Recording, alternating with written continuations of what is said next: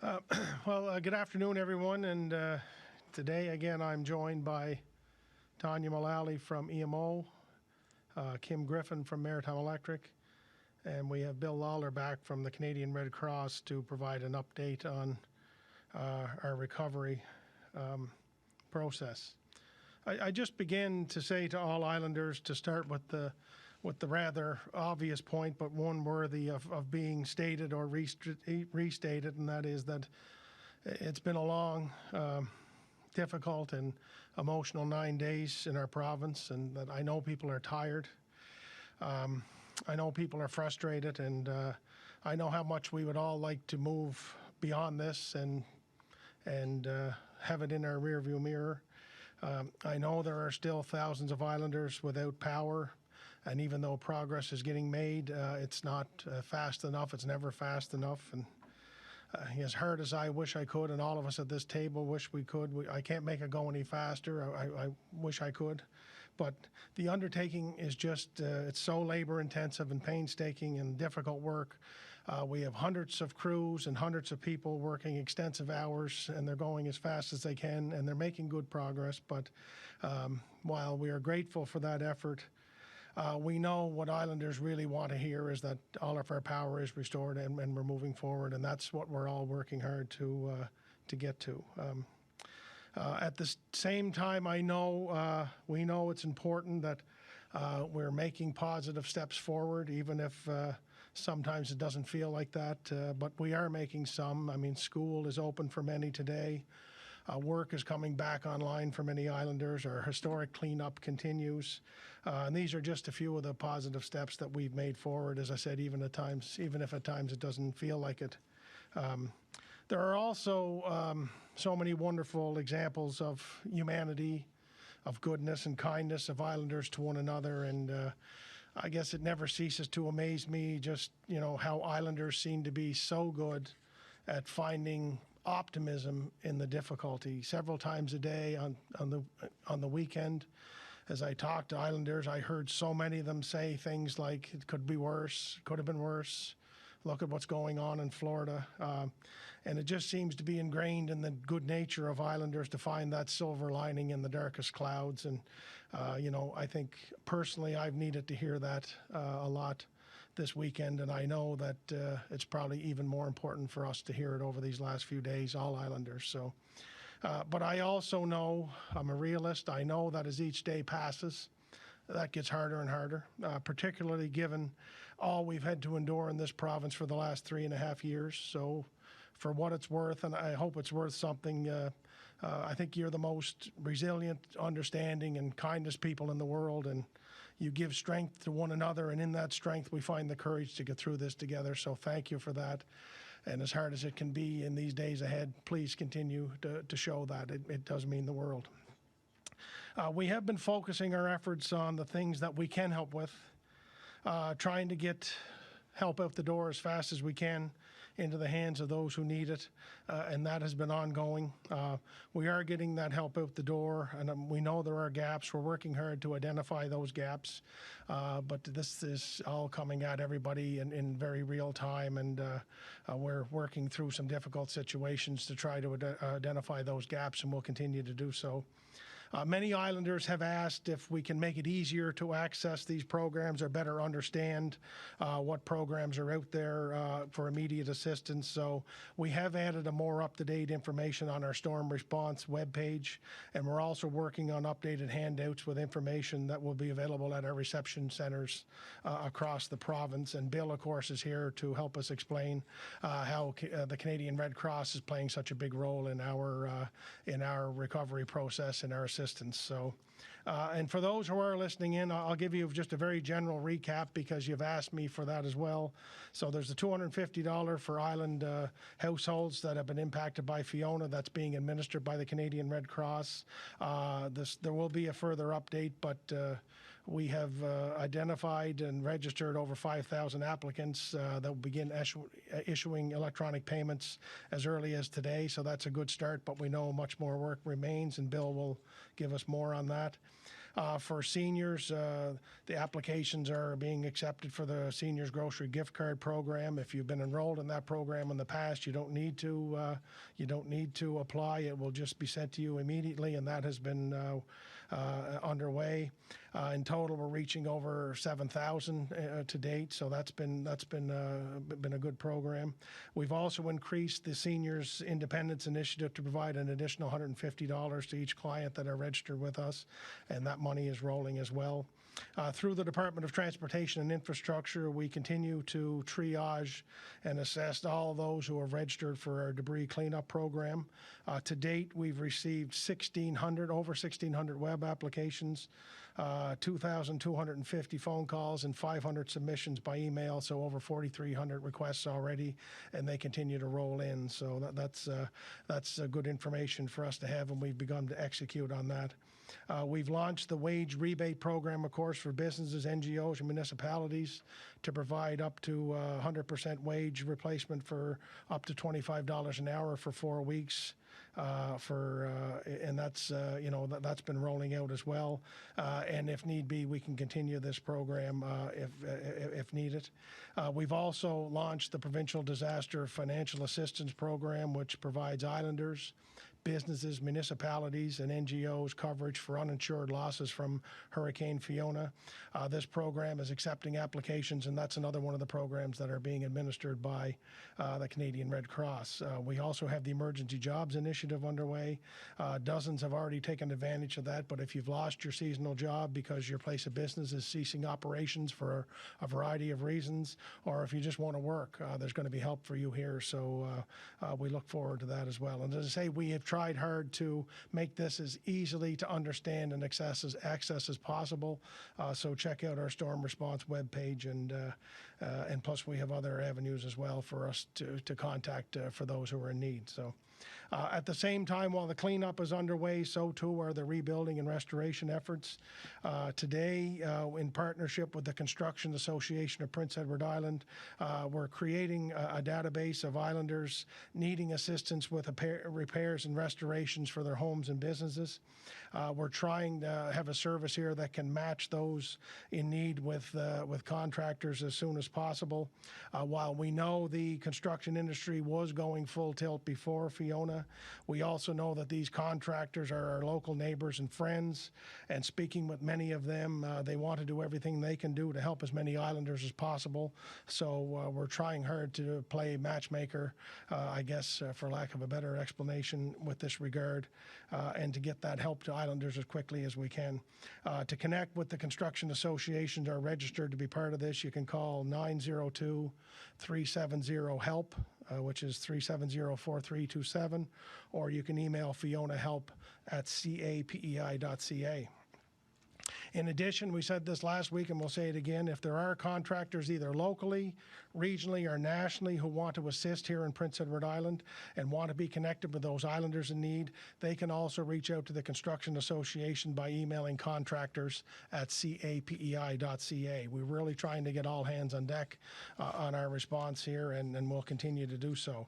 And finally, before I turn it over to Tanya, not only is this the biggest storm that's ever hit us, we know the volume of the damage is the biggest ever, and we know that will require the biggest response from government ever in terms of financial assistance. We're in constant contact with the federal government.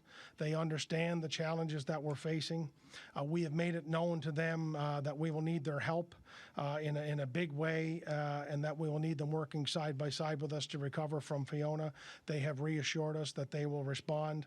Not only will we need more federal money, we will also need greater flexibility in some of these existing programs that are in place.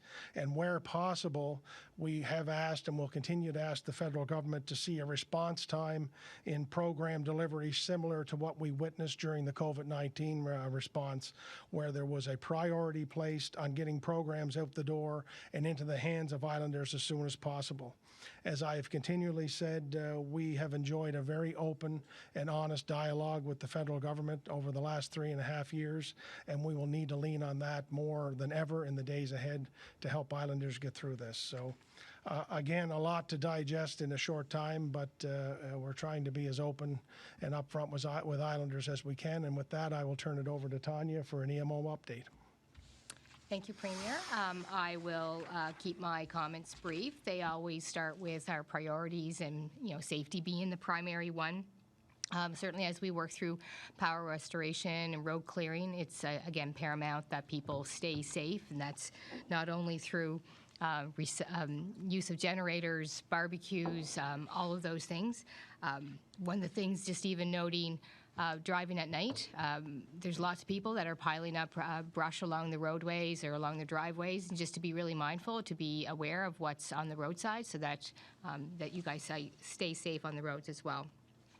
So P.E.I. EMO, we're still fully activated, doing all the same work. There's not much has changed in our office. We still have probably over 50 people in person, and then we have several others that are attending virtually, all with prioritizing the restoration efforts with Maritime Electric, with all the partners to make sure that the needs are met for Islanders.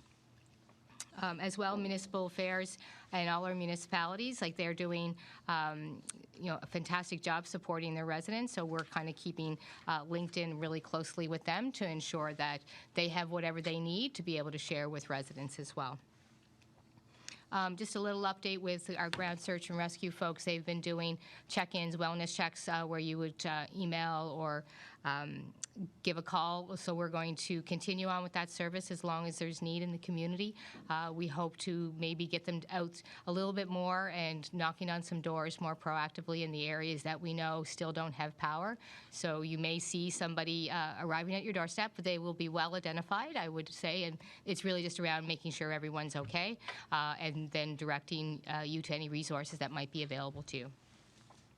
So as the Premier mentioned, we have rolled out lots of supports, and certainly even though we are still in response, until power is fully restored, we will roll into that recovery, but recognizing that some people are ready to do that recovery work. So again, we're launching the Provincial Disaster Financial Assistance Program, and one of the key messages that the Insurance Bureau has asked us to share is to make sure that individuals go to their insurance companies first. That's really one of the first steps, is contact them, see what losses might be coverable underneath your policy program, and then as we go to the next steps of our Provincial Disaster Assistance Program, you can go online to do the self-assessment tool. And if it's determined that you are eligible for that program, it will bridge you right into the Red Cross program that Bill's going to speak to in a few minutes. I think that's all I have. I guess I'm going to pass it over to Kim with Maritime Electric. Nice and brief. Thank you, Tanya.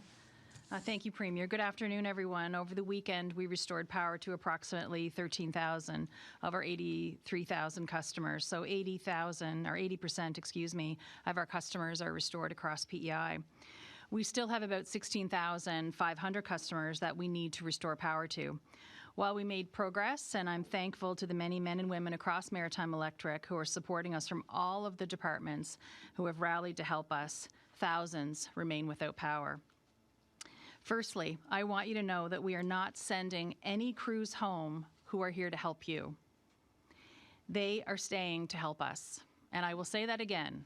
We are not sending any of these crews home. We've had a number of people ask us that question in our restoration efforts, and I want to assure you that with Hurricane and with Fiona, that we are absolutely focused on making sure that we get the power back on to everyone and that no one's leaving until we're there. Today, we have 216 crews from Fortis BC, Fortis Alberta, Fortis Ontario, Newfoundland Power, and all in between from coast to coast to help Maritime Electric, as well as New Brunswick Power, Summerside Electric, H-Line, and others.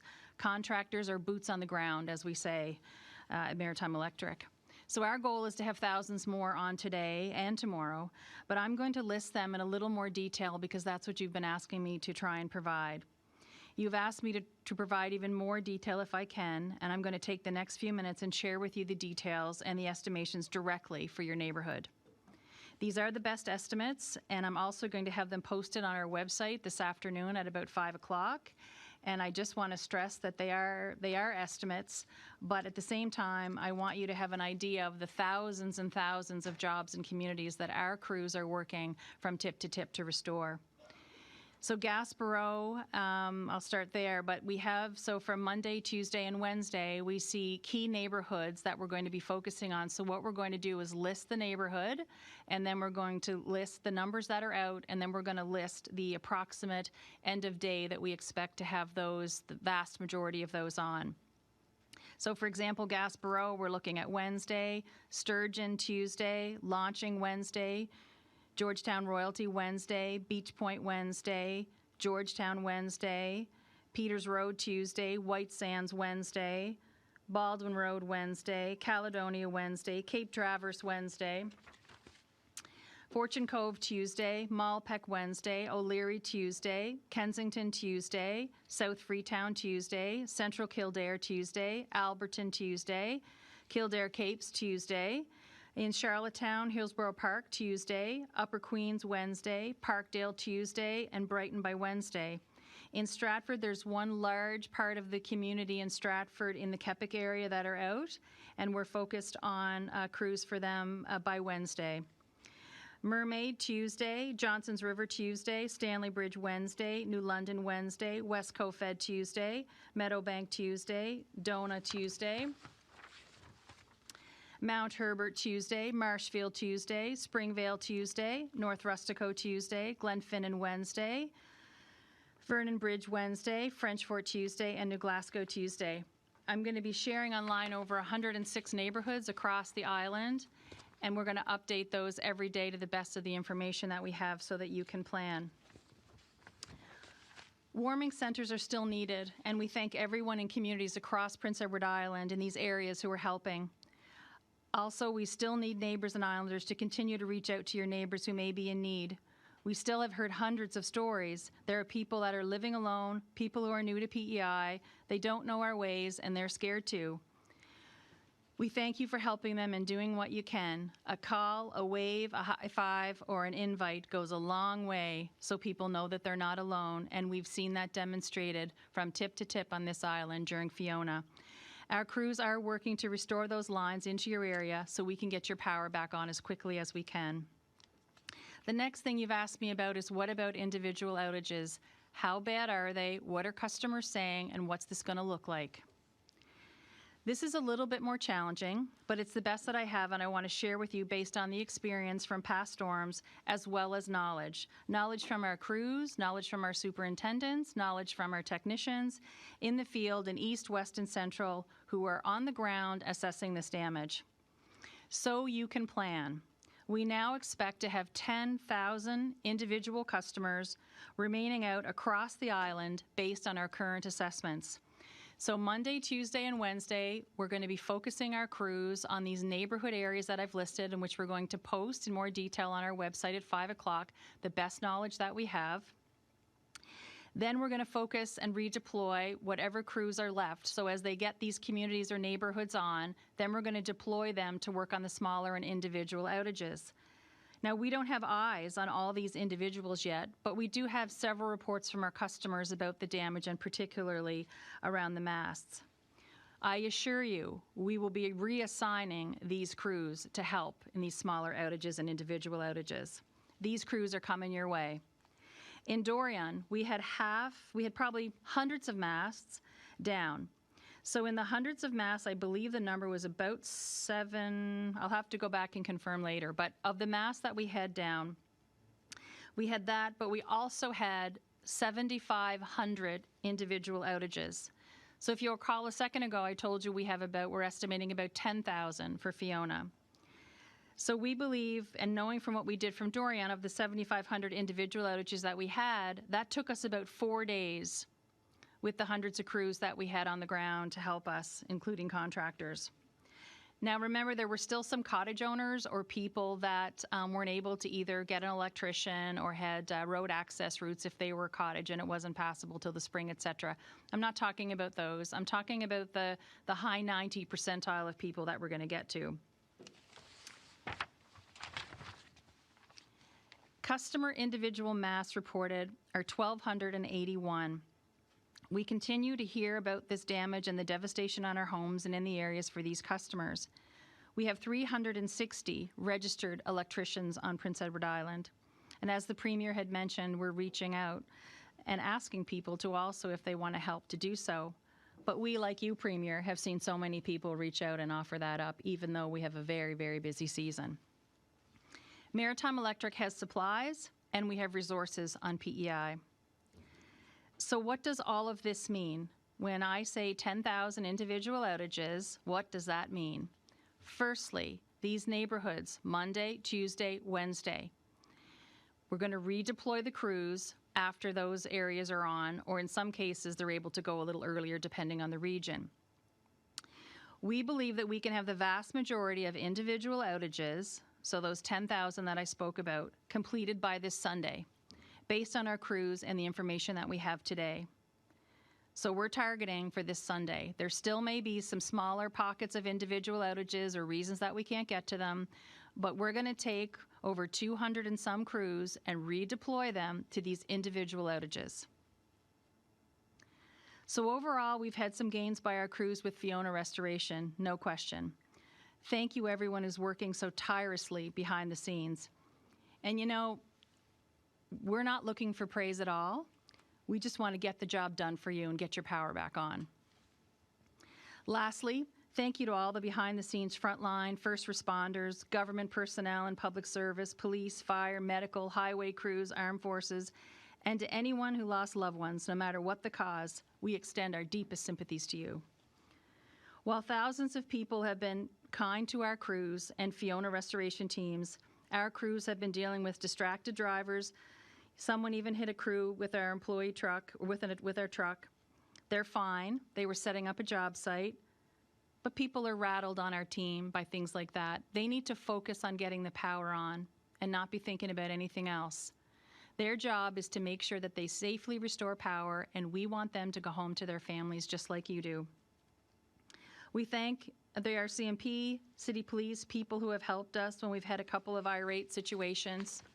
We understand. We understand and know that you just want your power on.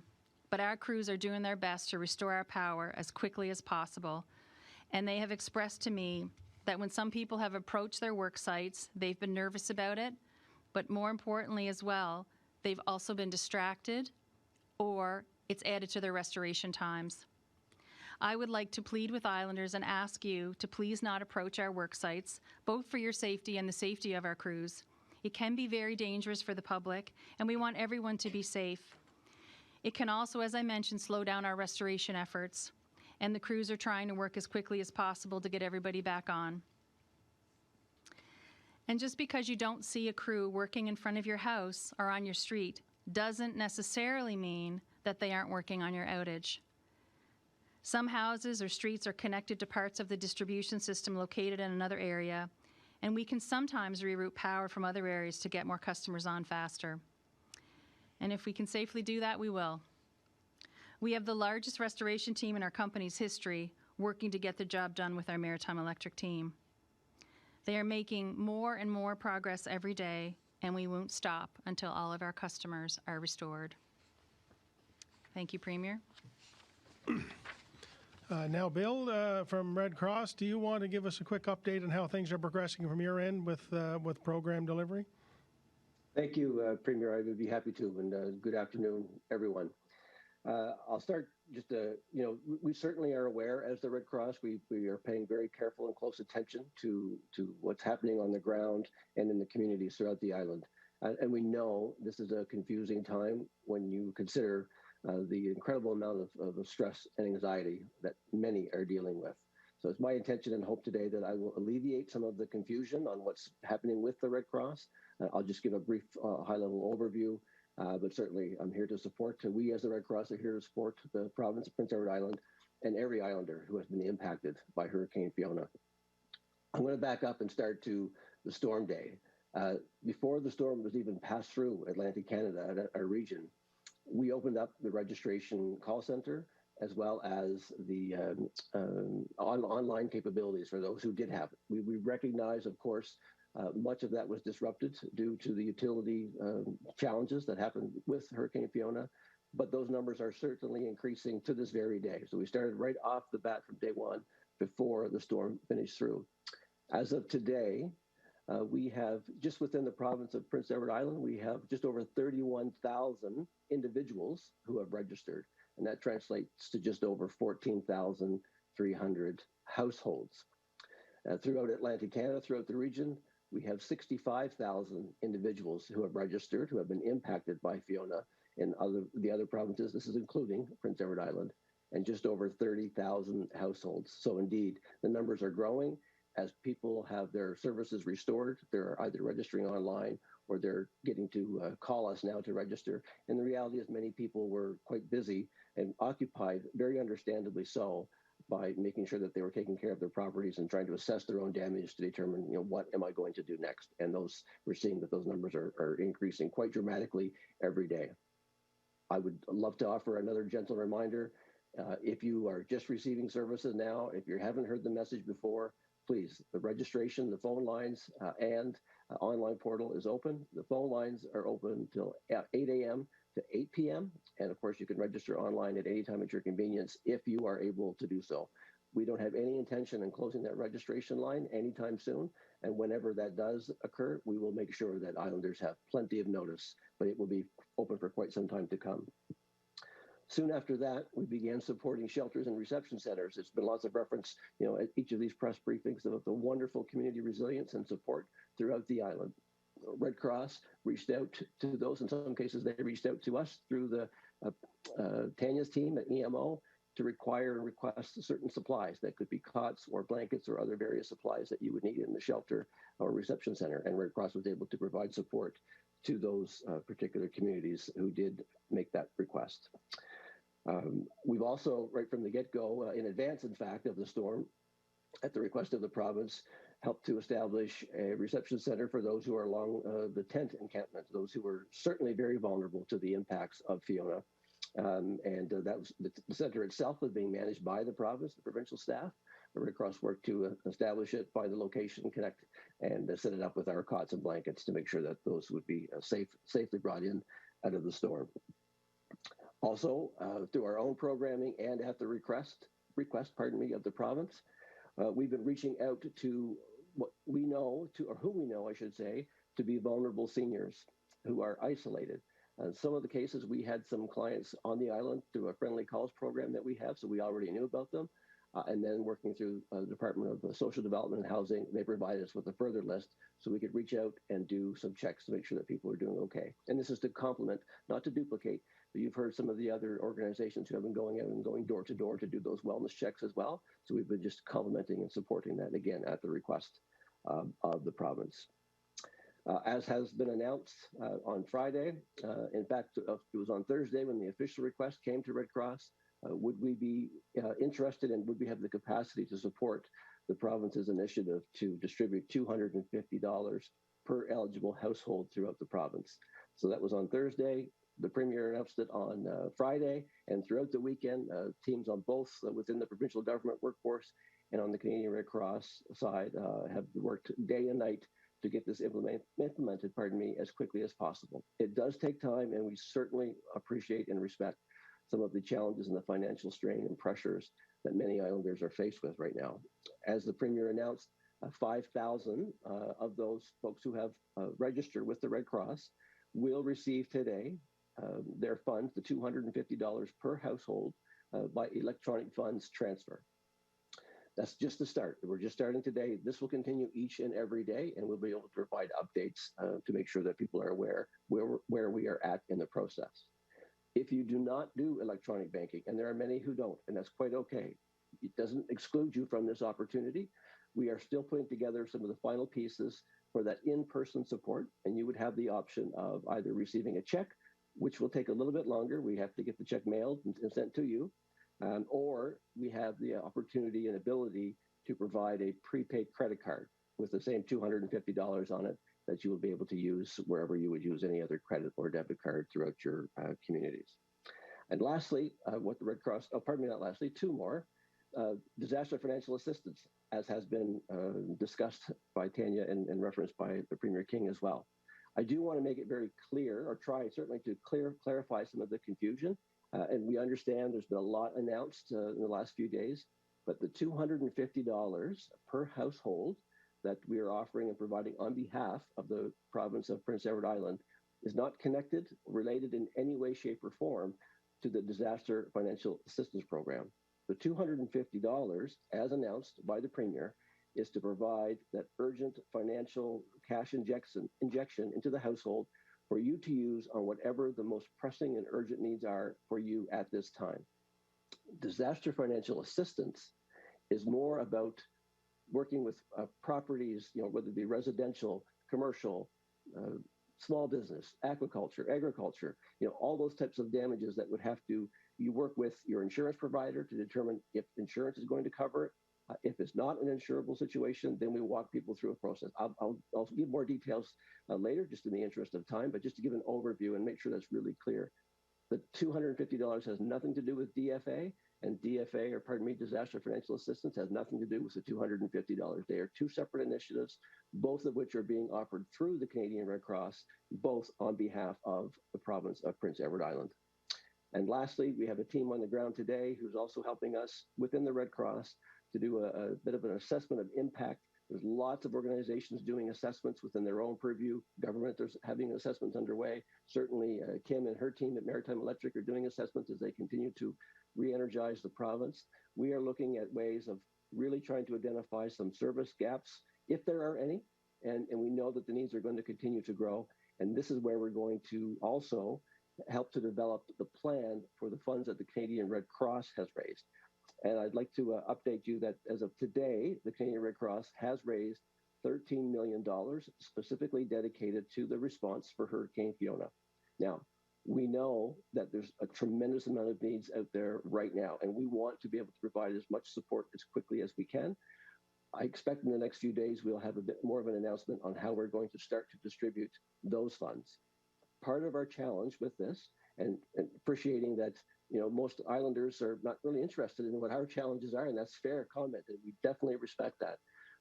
We also need to know what is the level of impact so that we can design the most appropriate financial assistance from these donated dollars. There's nowhere you can go right now, anywhere, where someone can say, this is exactly the number of households that have been impacted on P.E.I. or in any of the other provinces. What I can tell you is how many people have registered with us as the Canadian Red Cross. And while we know the impact has been vast and wide and significant for many, many islanders, many, many households, we really have to get a better understanding of what does that look like so that we can design these plans. Because as much as the urgent needs are there before us today, there are some circumstances, if not many, where the needs will be in fact significant and great for a much, much longer period of time. So it is our mandate, if you will, as the Canadian Red Cross, to ensure that we are using those entrusted donations to us in the most effective way as possible to make sure that we are getting into the most urgent of needs throughout the region. Thanks very much. Well, thank you, Bill. I appreciate that. Kim and Tanya as well. And I'm sure we have many questions from our friends in the media. We have two who are in the room here. I think I started with Sheehan last time, so maybe I'll start with Jack from CTV first in the interest of fairness. That'd be great. Okay. Thank you. So we heard a lot today. We got a lot of details from Maritime Electric, and I certainly appreciate that. Something that we didn't talk about today is senior homes. These are clearly critical pieces of infrastructure that are still, some of them, in the dark. Why at 10 days out have we not been able to get all of those back up? Well, I can start by saying that some of them of particular interest, for example, in Charlottetown around Belvedere, for example, that was a complete rebuild. So it's not like we don't have them on the priority list. We absolutely do. The challenge has been the rebuild that our crews are trying to build in those areas to get to those centers and those important places. Please don't think they're not a priority, but as the infrastructure, particularly on the distribution lines, so as I'd mentioned before about the underwater sea cables were fine, the transmission was generally fine, our substations were fine. We had not significant damage in any of those places, but where the real damage occurred was the thousands of trees that had come down on our distribution lines, particularly with our poles. in the 800 or 900 range, and we have to rebuild all of that to get to those sections of areas. So in many of those cases, in fact, all of those cases, it's a direct result that we're rebuilding in that system and on our way to them. Okay, thank you for that. I'm not sure exactly who the next question will go to, but I wanted to ask this. Maybe this is a question for Tanya. I'm glad that you've been out and upfront and giving people information with these updates, but many people who still don't have power, still don't have internet, are in their communities. Their neighbors don't have power, and in these communities, it seems like information isn't flowing quite as well. How are you reaching out specifically to those people who've kind of been isolated in communication? Okay. Do you want me to start?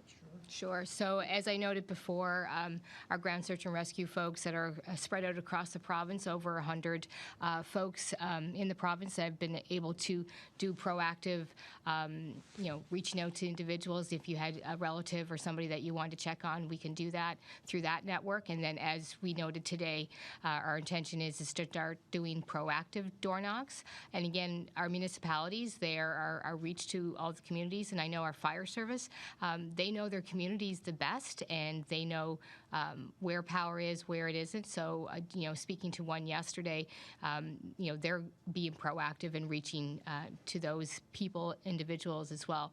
I will also note is that we're printing materials, handouts that we can leave with reception centers so that when individuals do come in, or if they know that they can deliver them, they're handing those out to individuals as well.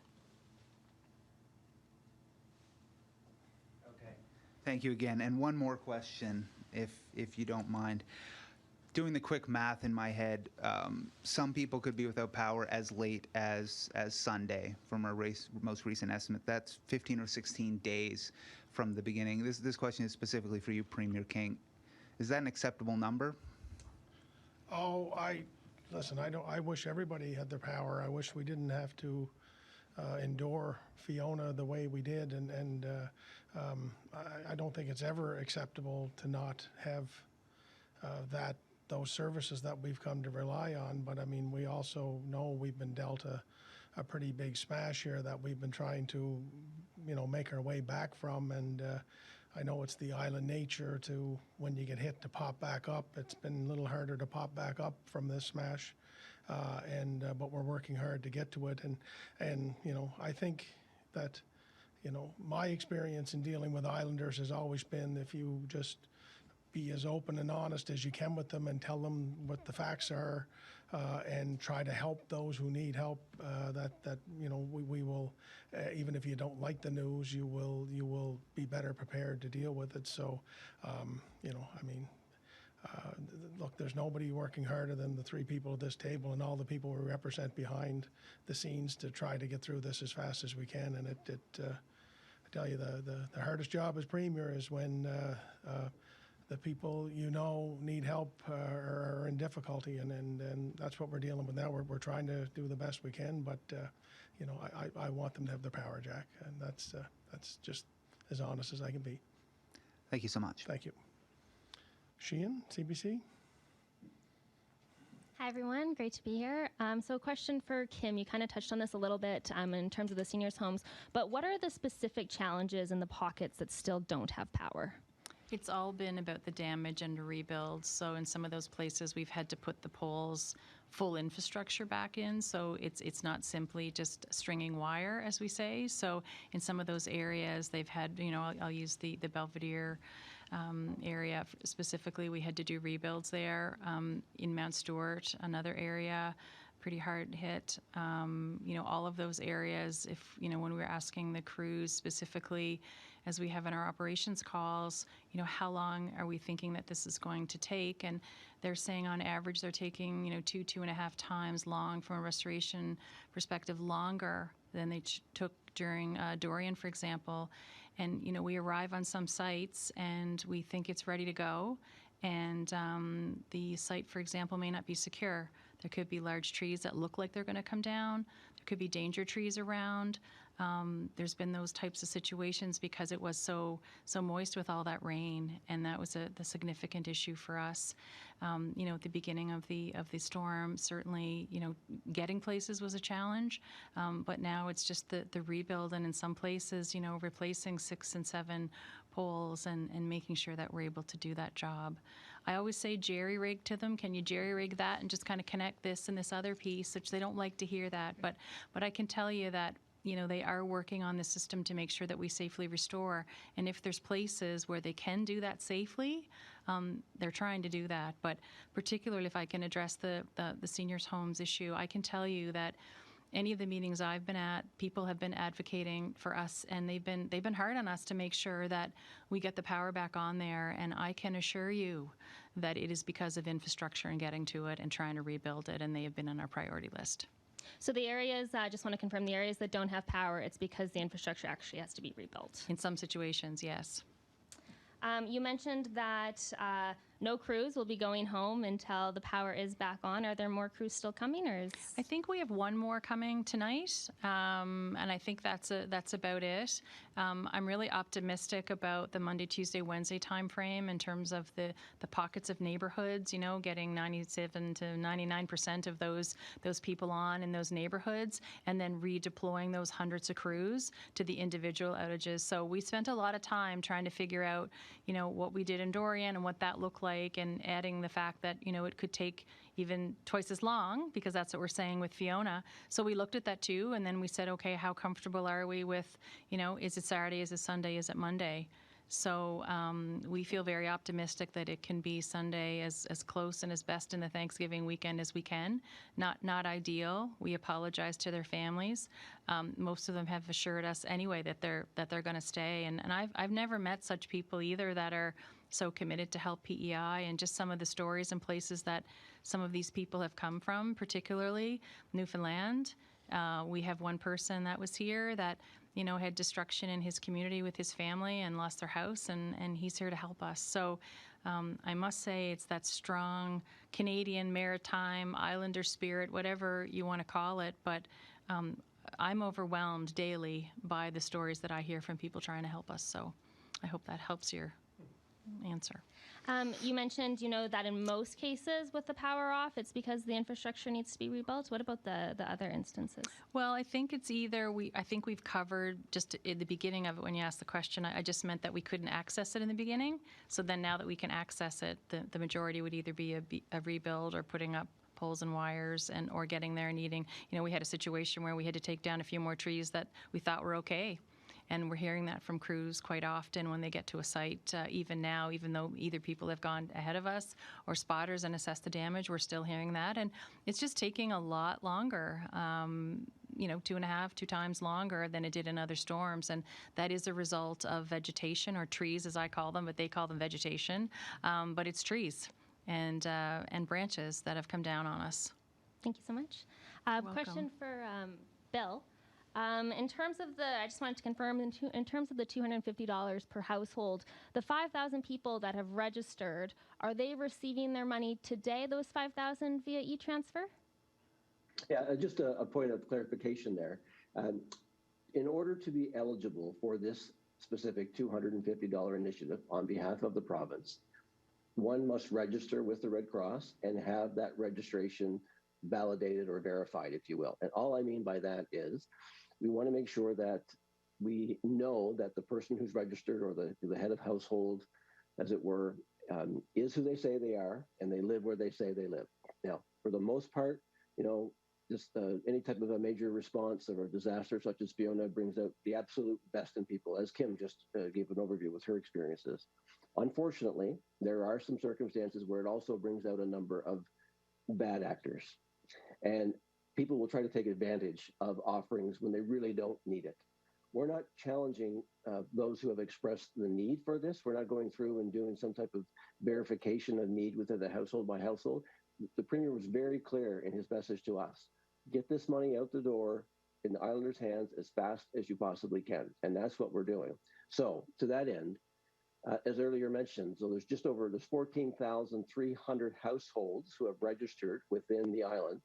I can't tell you today that all 14,000 are going to be eligible, not because of any type of verification need, but that we need to go through our process to verify precisely what I just described, that they are in fact someone who lives on the island. They've certainly given us an address that is on the island, but we're verifying that somehow there's a record somewhere that would connect that family to that property, whether they're living in an apartment building or a home, it doesn't matter which is their primary residence. We need to validate that they are who they say they are. These 5,000 that are being supported today through the electronic funds transfer, all 5,000 we know have passed successfully through our authentication or verification process. So again, we're providing this money on behalf of taxpayers of Prince Edward Island. So we must make sure that we have every check and balance done before we start issuing money. And that's a process that we've evolved over the years since we've started this type of a financial assistance program. Got it. So 5,000 today. Any idea how many would be receiving money tomorrow? I don't, but certainly at each day, we've committed to notifying the province each day for the next several days or through the next week how many get issued each and every day. So the big push one was to get those 5,000 out the door today. And that is underway as we speak. I received multiple verifications as this press conference has been ongoing. But again, it will happen every day. And if there's someone, just another thing to be clear, I mentioned this on Friday's press briefing, but if somebody does not get authenticated or verified, it doesn't mean that they won't be eligible. It just means we have to go through some extra steps in order to validate that they are, in fact, who they say they are and live where they say they live. So that might mean some more in-person interaction. And that's what I was referring to in my earlier comments. We just need a little bit more time to set that up. And I'm hoping in the next couple of days, we will have that. So they can come to a location, present us with some photo ID as an example, or some other form of proof of where their primary address is. And that way, then we'll do the work behind the scenes, either issue them electronic funds transfer if that's their preference, or through the other couple of opportunities in terms of check or prepaid credit card. Got it. Thanks, Bill. And then just a couple questions for the Premier here. You listed a number of programs where people can apply to get financial support and funding. What would your advice be for an average Islander who doesn't have power, who doesn't have internet, who's not seeing these briefings? What should they do to get this support immediately? Yeah, I think Tanya touched on that, but really, I mean, we're trying as hard as we can to get in touch with people, in a variety of different ways. So, I mean, we're obviously trying to rely on the good nature of Islanders as well. So if you think there might be somebody in your community or in your neighborhood who might be in need of help but could be in the dark, could we reach out? So we're really, trying to do the best we can in that. I mean, we're printing off things for the reception centers, and we're really trying to talk about it as much as we can. But we do know that there are some people who, are probably falling through the cracks in that regard. So we're just on a person by person basis or a household by household basis, trying the best we can to reach out to them and let them know that help is here. And we have a variety of different avenues to get through to government, but it sometimes 211 there's a 5 or 6 minute wait, for example, and so we know all that. And in spite of all that, we're just trying to reach out to the best we can. But it's imperfect for sure. So if you know anybody out there who you think we might be missing, please let us know and we'll do our best. Yeah. I'm not entirely sure who this question would be for, but the military. How long will the military be here? They're part of our emergency operations team, and they've basically said to us that they're committed to support the province as long as we need them. I think as the situation evolves, as Maritime Electric power is restored, they'll be reevaluating that every day. But certainly, as long as we are kind of declaring the need and for assistance, they'll stay with us. Thank you so much. Thank you, Sheila. I know we have some friends in the media who are joining us online, so can we open up the phone to those, please? Cody McCackran, The Guardian. Hello. Question for Premier King. The province owns between 1,500 and 1,600 housing units for both seniors and public housing. I'm just wondering how many of those buildings have been equipped with generators that need them, and how often are those generators being checked or serviced by staff? Yeah, I wouldn't know the full number of that, to be honest. I would have to get someone in our housing department or social development and other, transportation to give me that full extent. But if I could take this offline and get back to you, we will do that. For sure. Do we know if there are generators going to those units, though? Like, I don't need a full number, but if there are some actually going.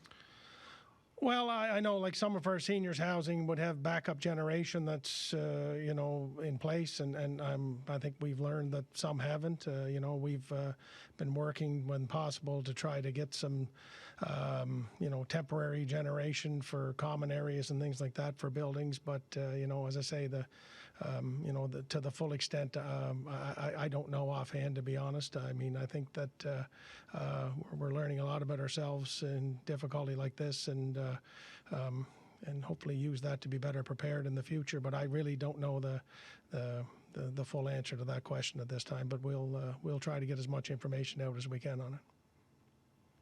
Okay. A question for Kim. I've been hearing that maybe we might be hitting some issues with supplies for getting power back up, such as transformers. I'm wondering if you can give us kind of an update on the current situation with supplies to replace damaged equipment. Are we seeing any delay in getting those supplies, or do we have a surplus of them? Yeah, if you would have asked me to predict that at the beginning of the storm, I probably would have been quite nervous. But I can tell you that from a procurement perspective, with COVID and everything else, that for this storm, we were well equipped before, but we have arrivals coming every day between poles and transformers. I think there might have been a truck stuck in Moncton that's en route on the transformer side. We've reached out to many of our sister utilities, everything from sleeves, wire. We review it many times a day and double check.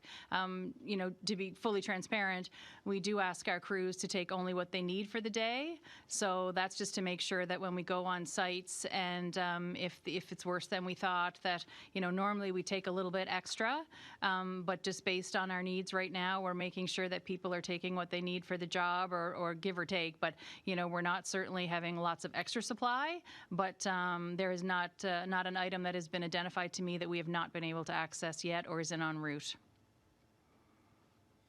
I've also heard at least one person online who put an account with customer service on there. I guess they had called in to report that, of course, trees are down in their area or in their yard, and their neighbors have power, but they don't. And the reaction from customer service was they laughed, and I could kind of see why. But I'm wondering, what is the protocol that you're recommending to people who they see their neighbors have power, they see their neighborhood have power, but they don't? Should they be calling into Maritime Electric to say, we have trees down, we don't have power, but everyone else does? What is the protocol there? I'm sorry, I missed what you said had happened, the interaction that you explained to me. Was it a customer calling to say they had seen the power on across the street, but they had mentioned at their own home that they had a tree down and weren't able to have their power back on? Is that the gist of it? Yeah, right, exactly. There was a tree down that's causing their power to not be on, so they called to let the customer service know. And I'm just wondering, what would you tell customers to do in scenarios like that, where they might be an individual without power as opposed to a neighborhood? Yeah, so those individuals that I've mentioned, that falls into the large 10,000 number that I've mentioned from midweek into the weekend. A couple of things just for your information. We actually record every interaction and phone call with our customer service reps. And I can assure you that if a customer was speaking with one of our agents, they often do call about whether or not a tree can be removed just on a regular day-to-day basis.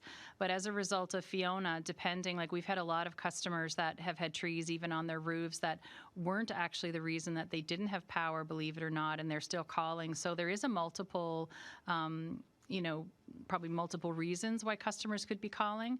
But I did want to mention again that if you look out your window and across the street, maybe your neighbors next to you don't have their power on, but people across the street, that just could be who you're being fed. We say fed, but who you're energized through the line.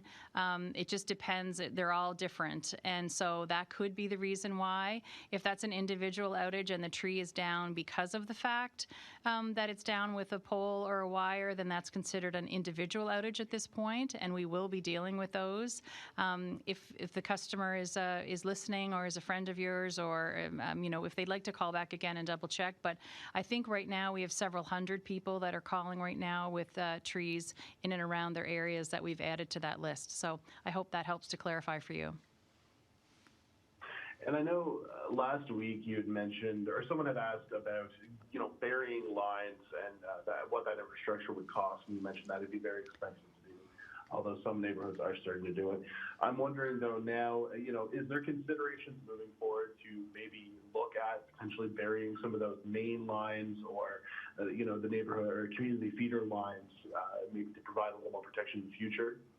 Yeah, I mean, Maritime Electric is not opposed to that at all. I mean, that's something that we would definitely take a look at. And, we did price it out because we've looked at it for, not only the entire infrastructure, but also looked at it for areas with certain vistas, areas that are more, would prefer it more than others. And it has come down to, and I don't have it right in front of me, but somewhere in between 7 or 8 times to 10, 11, 12 times the cost that it would cost today. But that being said, a lot of the things that we've been talking about have been around, we used to talk about having a storm every decade, and now we're into having storms more often than that. And what we are seeing in our climate vulnerability assessment report that we're working on, that's being released at the end of this year, is that we're not really going to be talking about snowstorms and ice storms as much, but long term, over the next 30 to 50 years, is we're going to be looking specifically around climate change and those effects as it relates to high winds and rain and humidity. So that's a whole different set of discussion points and data points that we have to look for. We do plan our system decades in advance, so we have a complete department that focuses on our long-term planning. So those are the types of things that they're looking at for sure. You mentioned, 8 to 10 times more expensive for those projects if we were to start burying those lines. But as you said, we're looking at more high wind storms in the future. I'm imagining you can't give me a for sure answer, but, does that seem worth it in the long run if we were to go that way? I think it depends on the situation. I certainly see that there's some areas that you may even want to change your standards slightly. That's the kind of stuff that we're working on right now. So I can see both sides of it, but I also think that we need to study it a little bit more. I don't think we need to study it for the next 10 years, but I think it's something that, we have it on our radar. We've been asked about it pretty well every day as part of these briefings, and I know we're also being asked by customers. So it's up to us to make sure that we do that work and make sure that we include that information. As we talk about at Maritime Electric, you'll often hear anybody say about system hardening, they call it. It's just an industry term for saying, okay, what are the things that we need to build for climate change? What are the things that we need to do? And coastal flooding is also another one as we look at our core infrastructure, not only what we have, but what we're building for the future.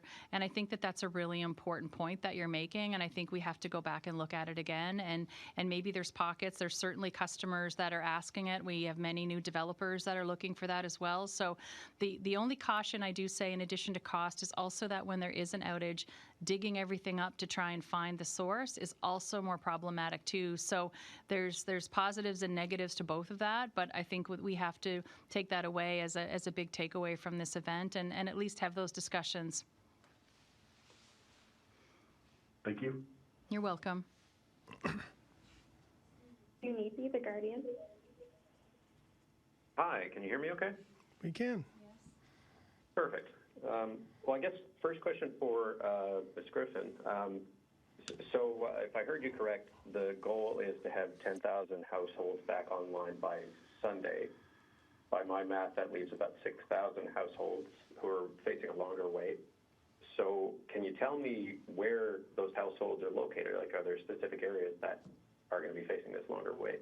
Well, I think what I've been actually saying of the 16,500 that are left, as of an hour ago, if you take out the 10,000 that are the individual outages that I'm talking about from Wednesday into the weekend, we're hoping to get another couple of thousand on today and tomorrow. So, there's areas in Brackley, there's areas in Stanhope, and I was looking at my list after I was trying to go through my list respectfully and not take up too much of everyone's important time, but there's some areas in here that, whether it be West St. Peter's, when I look at even parts of Stanhope and Brackley that, Wednesday, Thursday, maybe even some into Friday. So what I'm trying to say is there's large neighborhoods that we're going to continue to focus on.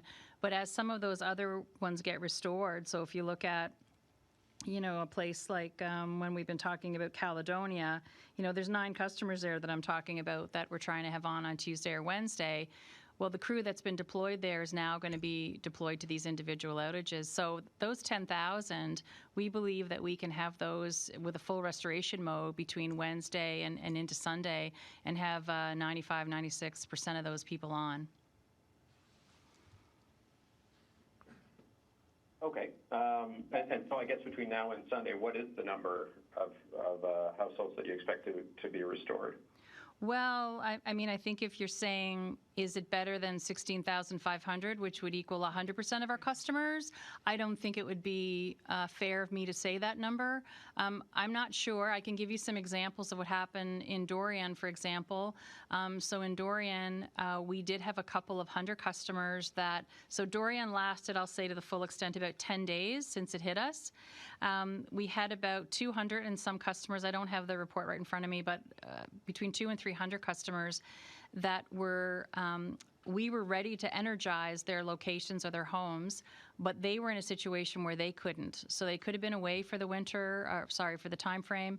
They could have been that we couldn't get down their laneway, or they didn't want us to access it or wait till later. There were some that were cottages. So those were reasons that we were ready to energize, but those customers weren't ready for us. Some of them were waiting for electricians. Some of them were doing other things. So I'm not trying to be cute. I'm just trying to explain to you that there are probably a couple of 100 customers we might not be able to get to for reasons that are beyond Maritime Electric.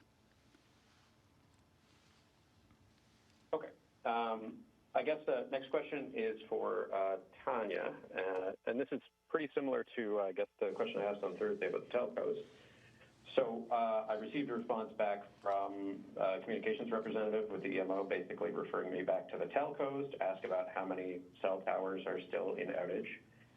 I have managed to get a list from one of the telcos, to their credit, Bell, but none of the other telcos have provided me with this information of how many cell towers in P.E.I. are still in outage.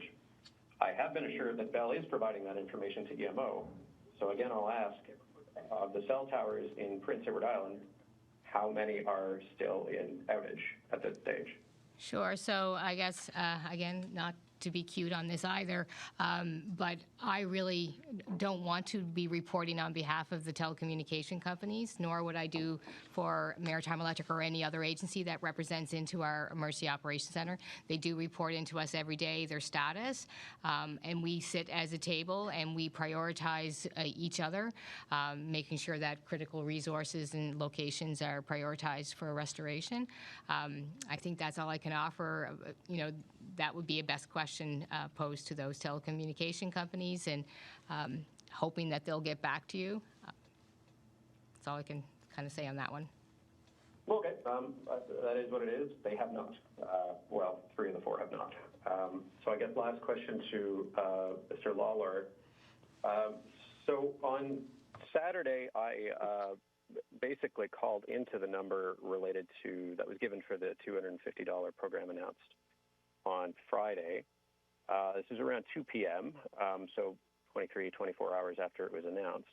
The staff on the other end of the line didn't really know anything or weren't familiar with the $250 program at that point. I looked at the website for P.E.I. Fiona, and it did list details about the Provincial Disaster Financial Assistance Program, but not anything about the $250 program. Now, by around 2:30 or so, I saw that it had been updated, but still about 24 hours after it was announced, maybe 23. So I'm just wondering if you can kind of explain that. I mean, it sort of seems like there was a bit of a miscommunication there. Yeah, no, thank you for raising this, and I certainly saw you sharing your experiences on social media. And again, thank you for bringing it to our attention. Certainly, we do our best to try to provide as accurate and as timely of information to everyone who is within the area of impact. In this case, as you know, the area of impact was vast in compared to other areas, not just within or other experiences or other storms, rather, not just within Prince Edward Island, but certainly within Prince Edward Island, but also throughout the Atlantic region, including the Magdalen Islands. So certainly when we were, pardon me, when we were made aware of your experience, and there were some others, to be fair, you weren't exclusive in having that negative experience. We make sure that we go back and we work with our comms teams and our contact center and say, okay, let's make sure that we're getting everything that we can as timely as possible. The reality is, as much as we are computerized and have a lot of processes that are somewhat automated, we also have a bunch of humans who are working very diligently and hard behind the scenes. And sometimes there's an error and there's a mistake. And I think that's really all that happened this time. I say all, I don't mean to belittle or certainly not think of any significance, because again, as I stated, it's important to us as the Red Cross that we are providing the most timely and accurate of information as possible. I will also offer that this one was a little bit of a different experience for us in that if we go back, well, just keeping it to Prince Edward Island, I'll use Hurricane Dorian as the example. There were some things in place today that weren't in place during Hurricane Dorian when it impacted the island. So, and by that I mean 211. And I know 211 has been doing unbelievably fantastic work of keeping islanders informed. Certainly the call volume has been very high. But again, we want to make sure that we're not duplicating a service that's already there for folks to go to. Now, you were asking about a very specific program, and that's fair, and it was one that the Red Cross was offering. So, of course, we should be able to inform you very articulately and accurately with clarity on what it is that's being done with that particular inquiry of the time. And again, it's unfortunate, and I apologize if that wasn't your experience, and for some others as well. Certainly, speed. The speed of information that's coming to us, at us, from us has been significant. We know it's difficult and challenging, and understandably so, for it to be absorbed for those who are looking for information so urgently and with those high levels of stress and anxiety. So we are working to get better each and every time. And there may be another speed bump or hiccup. I don't say that with complacency. I know that we've got a lot of really dedicated people behind the scenes trying to get better and tightening up the messaging. And we're working very carefully and closely with the province and Tanya and her team.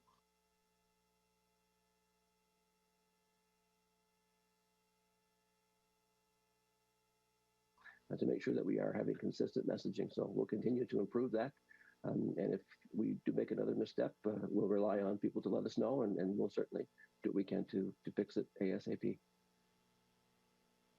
And can you tell me how much the Provincial Disaster Financial Assistance Program, how much money has been dispersed to date, I guess, for that program, if at all?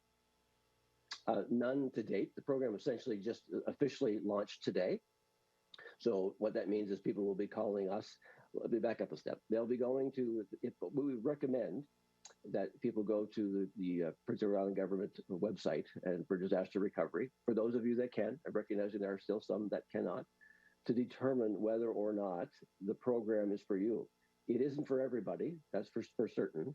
And it's going to vary on a lot of circumstances, but really, I guess if I could just high level talk about what is the intention behind a disaster financial assistance program, which is all but identical, maybe with some slight nuances from province to province, but it's a federal program administered at the provincial level. And in fact, for those who don't know, the Canadian Red Cross also managed that particular program at the request of the P.E.I. government for Hurricane Dorian. Now, at that time, we had approximately 150 claims or files to contend with, and everything mixed from residential to small business to aquaculture, et cetera. The whole gamut was there. We know that this is going to be significantly higher in terms of claim volume.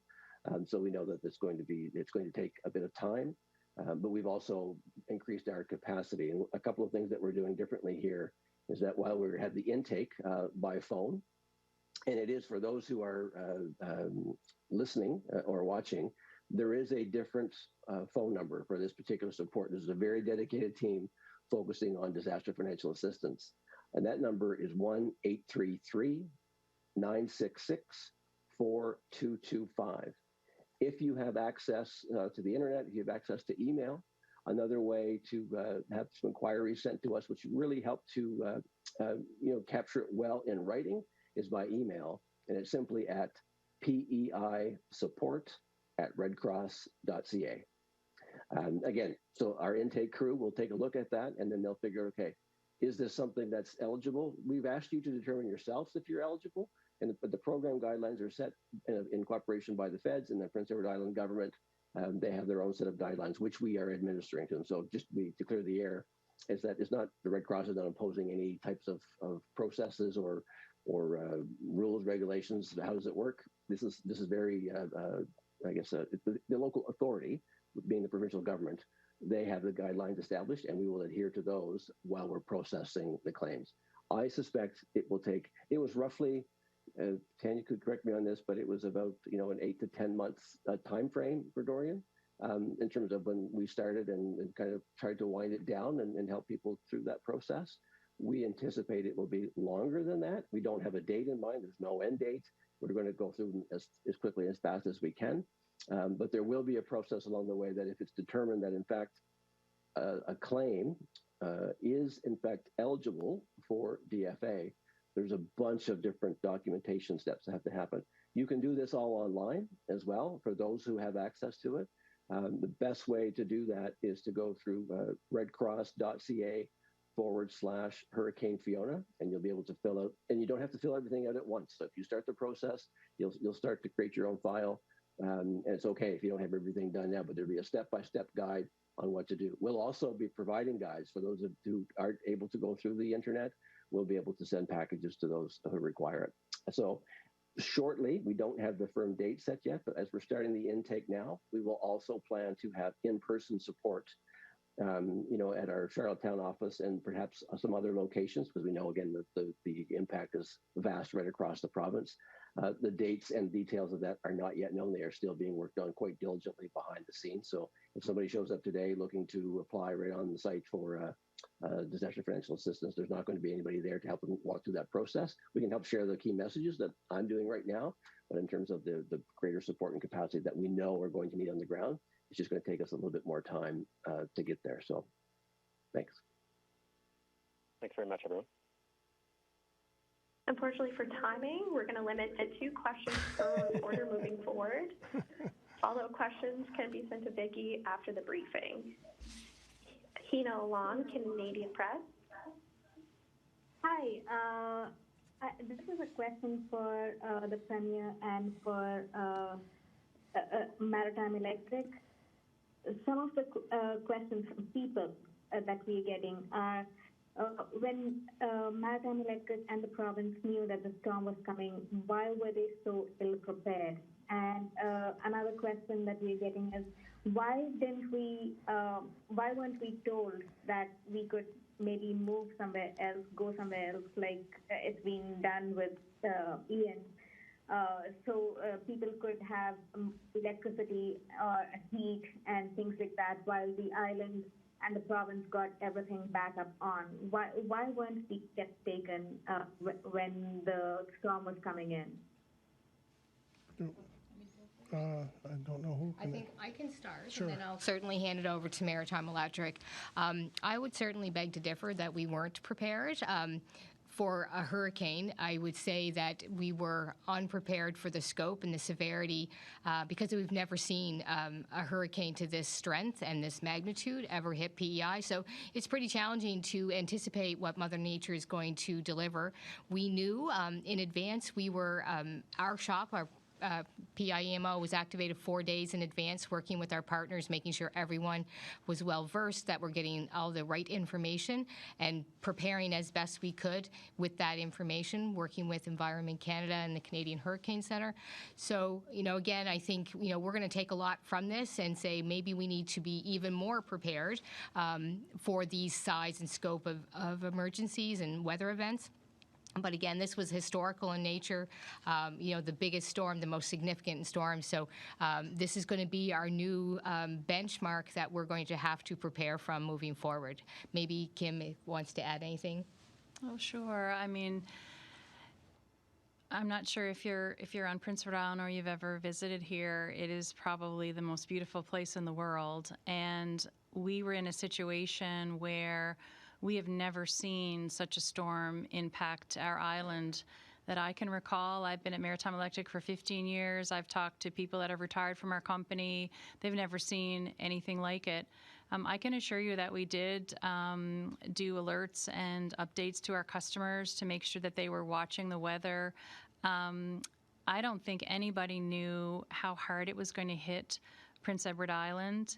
In terms of the Maritime Electric infrastructure, I did want to circle back to comment on that with you because I think it's really important to understand that Prince Edward Island is connected to New Brunswick through underwater submarine cables. They were intact and strong. Our transmission system that connects us, I always say like an extension cord from tip to tip, did have some lines down and I think a couple of poles, but nothing that worried us because we knew as soon as we could get to them that we could have those repaired. Our substations, over 30 of those units, those buildings, those structures, those landmarks that feed all of our communities and energize them, they were intact and strong. We have well over 110,000 poles on Prince Edward Island, and we lost, I think the number was close to 800. They were strong, but they were also hit hard, and they're built to Canadian standards. Our trees and debris that came down and pulled those wires down was in every community across P.E.I. that I've heard of. So here on P.E.I., I don't think we ever expected it to hit that hard, but I don't think it's accurate to say that we weren't prepared. I think that when you think about the preparations that happened, not only before the event, but the support from tip to tip on this province of islanders helping each other out has been top drawer. And I can tell you that we had called crews and had them in place to come here before the storm hit, and we're still fielding calls from people all over the country trying to help us. In terms of our ability to respond in a storm, we were in a situation where, it's not winter, it's not snowstorms where we have plow operators escorting us to get to our customers.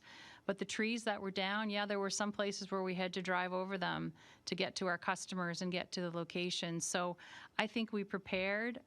We always do prepare for the worst. I honestly do believe that.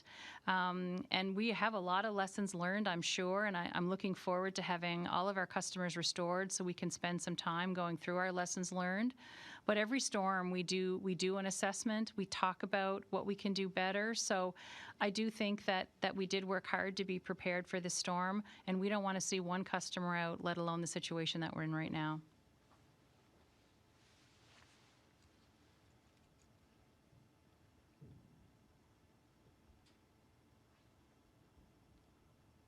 Can I ask a follow-up? Sure. Go ahead, Hema. Hi. I was in Prince Edward. I was in P.E.I. When the storm hit, and I did cover it from there. I was wondering if you could tell me a little bit about what kind of pollution came up with the storm and the debris and with the sewers, and what kind of cleanup are you looking at with that? Well, for Maritime Electric, we do expect the cleanup in many of our communities to take several weeks because right now we are absolutely focusing on restoration. So for a while, people may see parts of poles or they may see some of the debris, for example, down, but we'll go back and get that. But that could be into the weeks and maybe even longer at this point. So that's from Maritime Electric's point of view. I'm not sure how you want to answer the other areas. I guess I can say as well, after Dorian, we developed a kind of a recovery plan for storms of this nature. We're again working with all of our partners within our EOC of how would we expedite debris cleanup. So we had a lot of that stuff already in place. So we just kind of pulled that out in advance, and the day of Fiona, and dusted it off, make sure everything was accurate. The storm response page, for example, is one thing that we didn't have in play during Dorian. So that was again some key things that we learned from that event. So we've provided a lot more information sharing, preparedness activities in the last several years as well. I don't know, Premier, if you want to say anything. That sounds great. Carrie Campbell, CBC. Hi, thank you. My first question is just a kind of like a few little bullet points on the same question for Bill Lawlor. Regarding the $13 million you said that have been donated in support of Fiona relief, when does that money start rolling out? Does that include the federal matching funds? Do you not think the Canadians who are donating that want to see that money going to the people affected? And is there any sort of public accounting or assurance that the Red Cross provides to make sure that all of that money is actually spent in this region on support for this storm? Thanks very much for the question. Happy, as always, to address and be completely transparent when it comes to financial donations to the Canadian Red Cross. I'm going to try to tackle each of those questions, and if I miss one, I'll leave it to you to remind me. But first and foremost, when the Red Cross launches an appeal for a disaster or a specific situation, community event or whatever, we do that in trust to make it, I guess, easier, for lack of a better word, from an auditing perspective. All of the funds received go into that specific trust. It's fully auditable by CRA. We also provide regular updates in terms of reports to donors and to the public, which are posted on our website, and they certainly will be for this specific program, or use of funds, rather. And again, as much as we are, and we're committed and focused to supporting islanders as well, we have to develop a comprehensive program for all of those who are impacted in the region, for those who are certainly requiring some extra support. And that's exactly what those funds are intended to be used for. This does not include the matching dollars. So the way that program typically works, we report back on a regular basis to the federal government of what's happened, the activity in that account. And at some point in time, that will be matched by the federal government. And so in essence, be doubled. The matching opportunity, as last announced, I believe it's October 24th, is the current deadline for that matching initiative. We've had some conversations, lots of inquiries from donors about the very thing that you're asking, in terms of, okay, the total is rising, the urgencies and needs are growing. What are you doing, Red Cross, with the funds that were given to you for the very purpose of addressing those urgencies and needs? We're also getting questions from those who are donating or are about to donate, because there's a little bit of confusion amongst verified need. I'm not challenging the need within the province of Prince Edward Island, or anywhere for that matter. We know the needs are vast, but people are also well aware and in tune with some of the other initiatives that have been announced by provincial governments to kind of address some of those real immediate urgent needs, like the ones we've talked about here today. As an example, the $250 for to use for whatever really the household determines is their most urgent of priorities. I can assure you, there are discussions. I've been involved with them today. Will be for the remainder of the week. And our hope is that by the end of this week, we will have something announced and able to provide an update to those who would be eligible to receive. Now, when I say eligible, we're trying to do a little bit more fact finding. So there's two different elements to it, and probably more than two, but I'll give you two critical ones. I mentioned this on Friday, but certainly I'll repeat it because it changes every day, and it's the number of those who are impacted.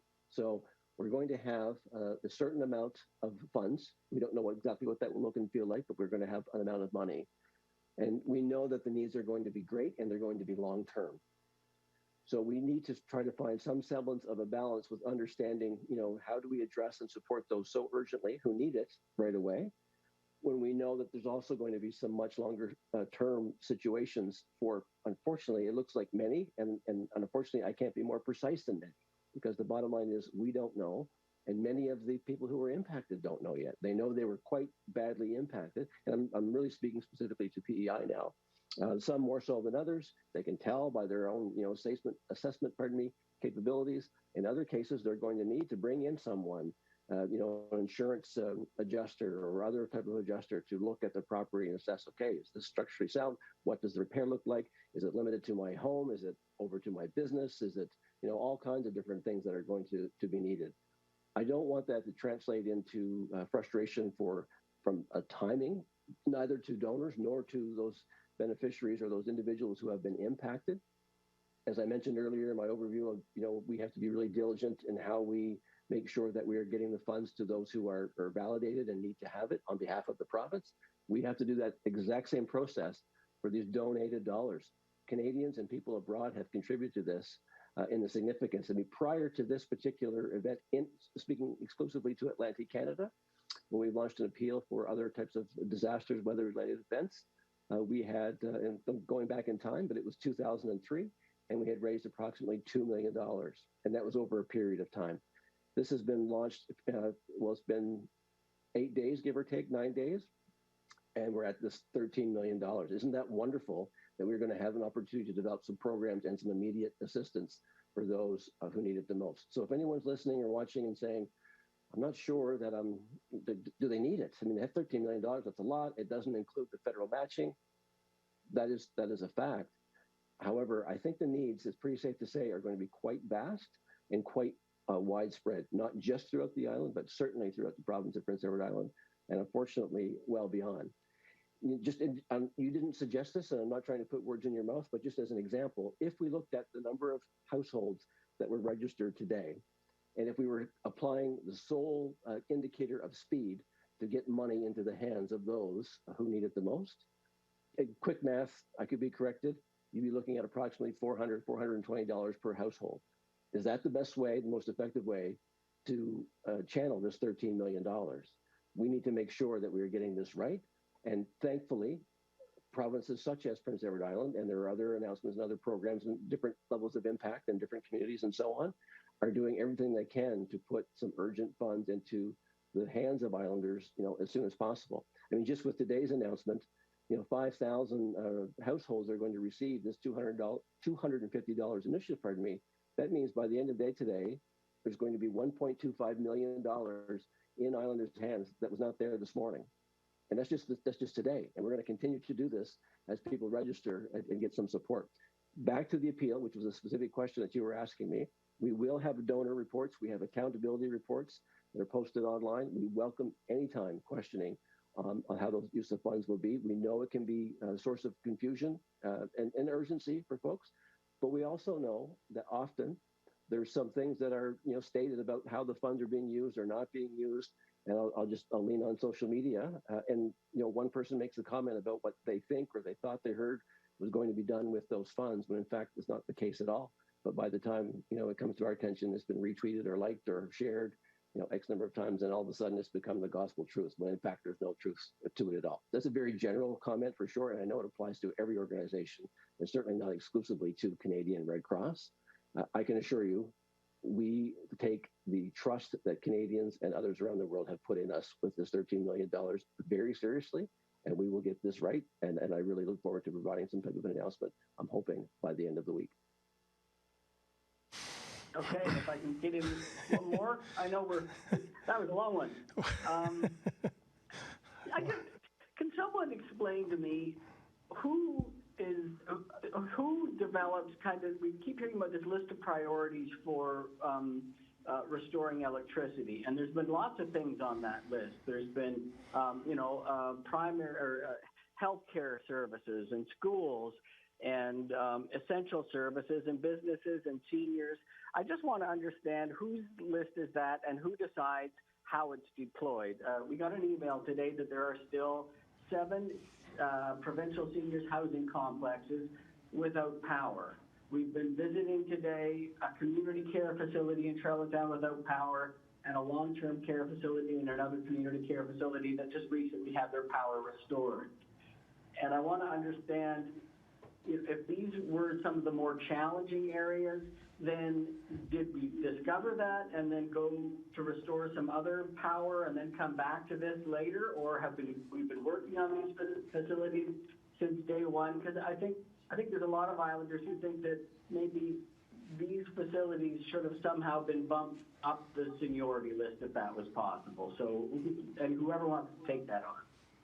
Well, I'll circle back and kind of start just around quickly in the beginning. At the beginning, when you talked about asking about the list, well, we have critical infrastructure by, and I keep saying east, west, and central, but that's how we break it down once we know that the cables are okay and transmission is okay, or the substations. The other thing that we really focused on were the issues around fuel and grocery and restaurants, and but even way before that, it was all about making sure that we had the hospital, our Riverside circuit that we could get up in terms of making sure that the Irving Tankard area was ready to go. In terms of the, to answer specifically around your question on the nursing homes or seniors places, there was a couple that have been really hard to have the rebuild done. It's not that they weren't a priority.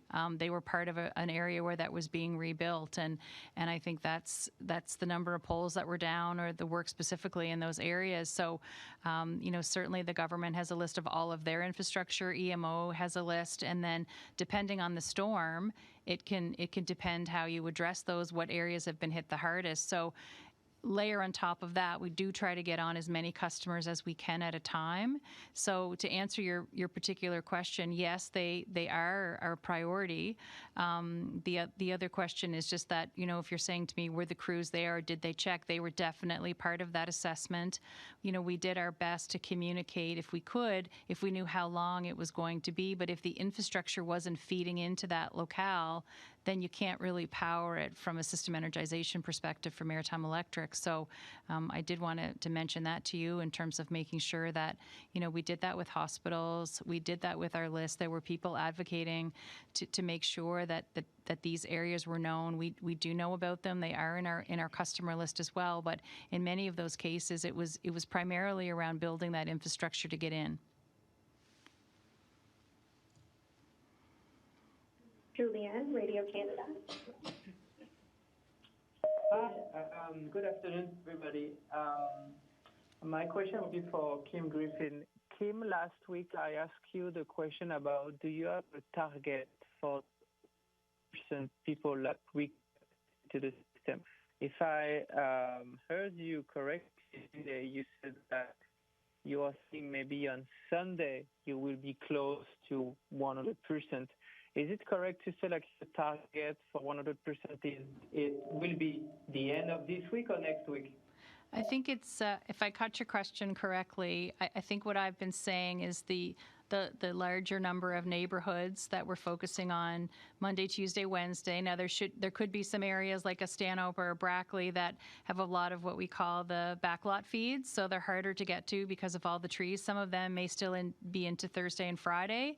But for example, with those, we'll be redeploying all the other crews to start focusing on the individual outages on Wednesday. So that being said, I'm not sure if the number is going to be 97 or 98% with all the individual outages and having customers restored on Sunday, on Thanksgiving weekend. In terms of the others that we may not be able to get to our customer because we may be ready on our end, but they may not be ready on their end. The other variable is that while I think electricians are really going to step up and really try to help our customers, there's also some other damages that may be a factor. So that's why I'm saying the 97, 98% and the best that we can. For me to predict the number of customers beyond that, I'm just not sure I would have that information. My second question would be maybe for you, but maybe for everybody. Do you have already an idea what will be the total cost of this year? Millions, dozens of millions, hundreds of millions? No, I don't have that yet. I think. Thank you. Oh, yeah. I'm just going to say, Julian, I think it's, total from, I think it will be in the hundreds of millions. But, how high it goes, I don't know. But it's, when you look at the infrastructure, the wharves, everything else, that's the damage, it's pretty extensive. And I've heard an estimate of $700 million for Atlantic Canada or something in that ballpark of potential damage. So, but it'll be in the hundreds of millions. Great. Thank you so much. Nicola, Radio Canada.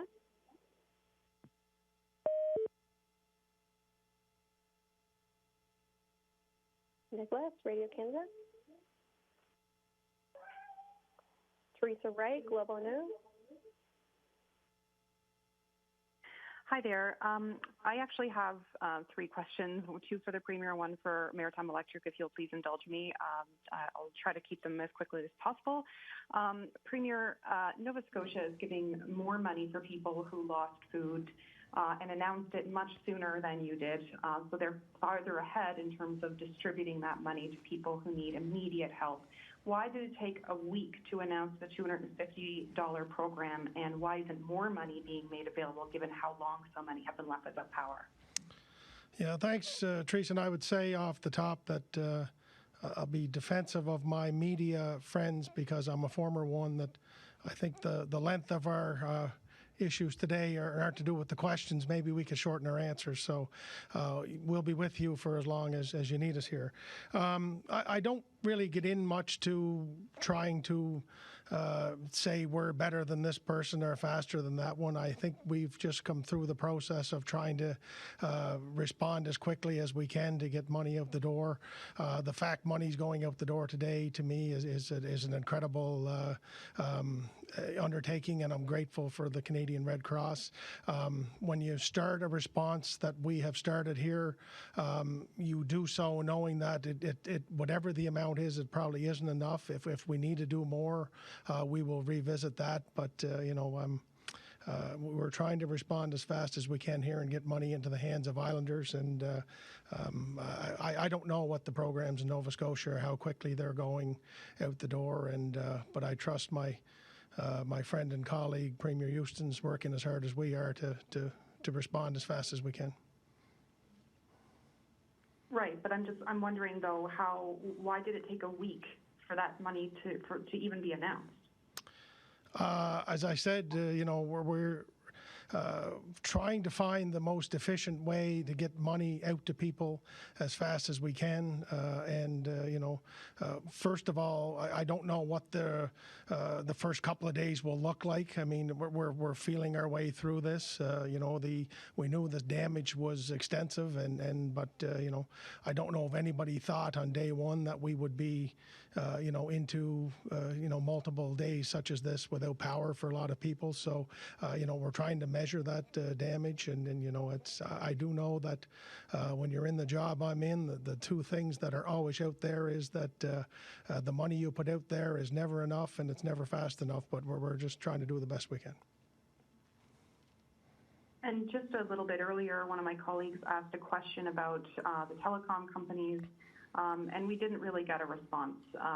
Some people I've spoken to say they believe a public inquiry is needed into the response to this disaster to ensure that there is proper accountability for the private companies and NGOs involved, including telecom companies, Maritime Electric, Red Cross, everyone. Will you commit to a public inquiry into this response? I think we will certainly commit to trying to have a complete review of it. This is the biggest thing we've ever dealt with. We know there are things we've done well. There are things that we haven't done well, and that's, I guess, the way these things work. Whether or not it's a public inquiry or whatever form it takes, we will do a comprehensive review. I mean, I would never say no to something like that if we can learn a little bit more. But right now we're focused on trying to get the lights back on and trying to get money into the hands of people as fast as we can. But I would never say no to it, but we'll certainly do a very thorough, comprehensive review and try to learn from this and move forward. Just finally, my question for Kim. Last Wednesday, the board of directors of Fortis put out a press release sharing the news that the company is marking 49 years of increased dividends. This was on day 5 of many Islanders sitting in the dark. What message does it send when your company is celebrating its corporate revenues while tens of thousands of Islanders remain without power? Oh, hi, Teresa. I can speak to that in the sense that Fortis Inc. would follow a quarterly reporting for the shareholders as part of the market. So, certainly that's just part of the business cycle in terms of the reporting. I can certainly let you know that across the subsidiaries from the Fortis network, they have all reached out and either are here to help us or have reached out from a resources perspective. So I think that, from our perspective and in terms of Fiona restoration, those are the things that we try to do to help each other in a storm. Joey Black here, Eye Opening Views. Yes, this one's for Tanya and or Kim.